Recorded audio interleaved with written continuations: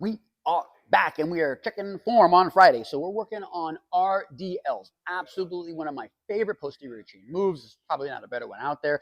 We like to teach it with kettlebells and we like to teach it on our little agility dots here. We use this for a specific reason. So what I do is I'll set that bell up in the very middle dot and I'm going to put my toes and my forefoot on these front dots. So I'm sort of placing the bell and the resistance now between my heels. And it's an important part of whenever we're doing a hinging exercise.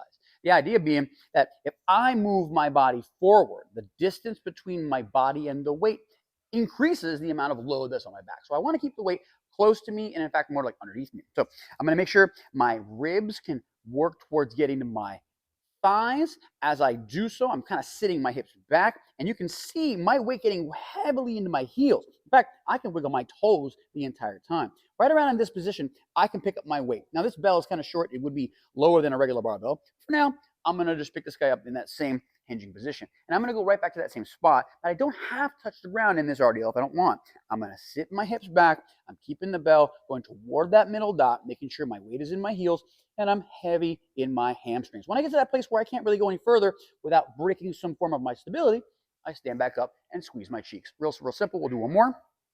Real flat back. I'm working hard to keep my lats engaged on pushing that bell towards that middle dot.